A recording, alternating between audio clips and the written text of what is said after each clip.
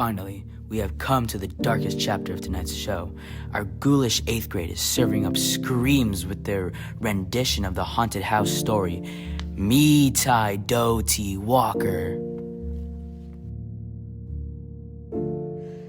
Me Tai Doughty Walker.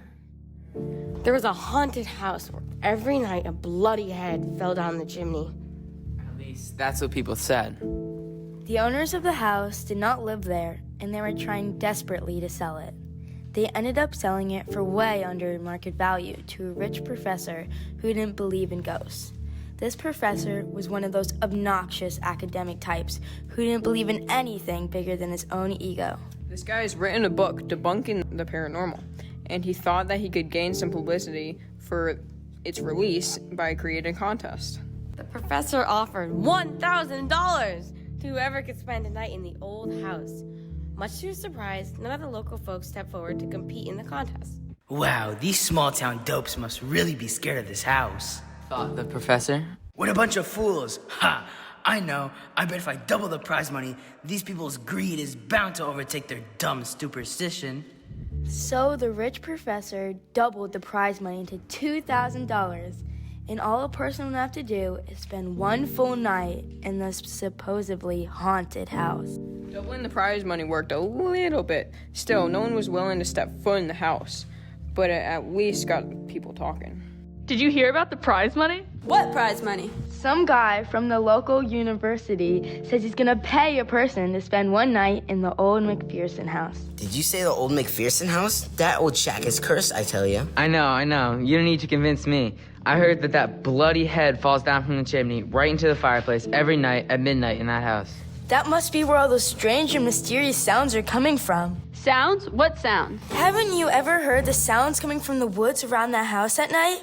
Some terrible, otherworldly singing, I tell you. It's gotta be coming from the bloody head. Holy moly, I don't care how much prize money that old professor guy is paying. Absolutely nothing would make me want to spend a single minute in that spooky old shack, let alone a whole night.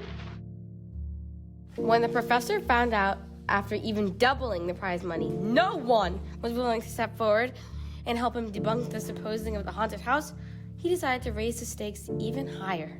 Surely if I triple the prize money, at least one person will be willing to cast aside his silly belief in them ghosts and show these fools once and for all that there's absolutely nothing more to this world than what we can see and measure and quantify. He was right. As soon as the professor raised the money to $3,000, one person stepped forward. It was a boy, no older than you or I. This boy was indeed very brave to take on the challenge of spending the night in the haunted old McPherson house. But that doesn't mean he wasn't scared to do it. He agreed to deal, but only on one condition.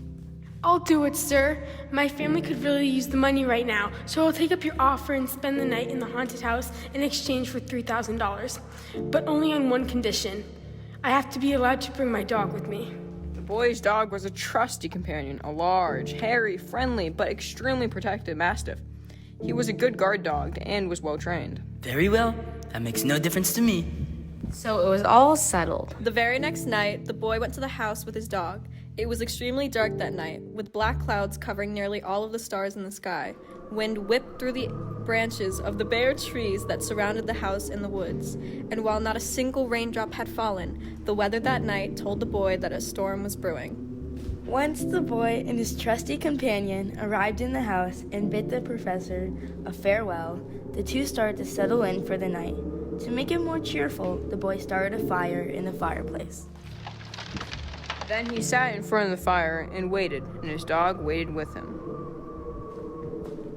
For a while, nothing happened. But a little after midnight, the woods surrounding the house got suddenly very quiet. The wind stopped, the branches were still, and a strange silence befell the cabin. Then the boy heard something. He heard someone singing softly and sadly off in the woods. The singing sounded something like this.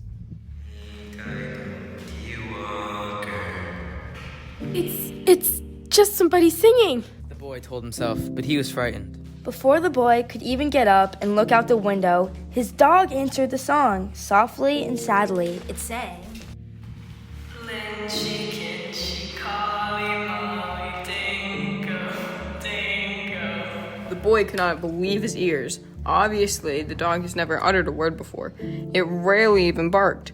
But the boy was stunned in disbelief until a few minutes later he heard the singing again.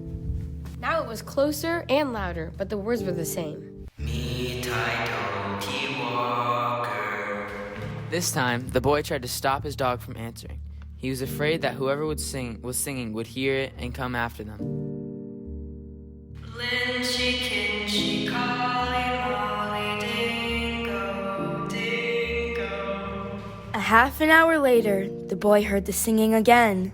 Now the voice came from the backyard, and the song was the same. Me, Doughty, Walker.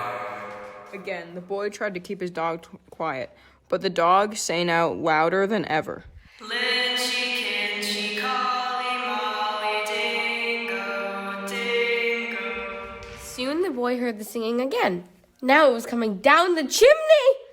Me, Doughty, Walker. The dog sang right back. Lynchy, kinchy, collie, molly, dingo, dingo. And then, suddenly, a bloody head fell out of the chimney. It missed the fire and landed right next to the dog. The dog took one look and fell over in shock of fright. Then, the head turned and stared at the boy. Slowly, it opened its mouth and... Ah!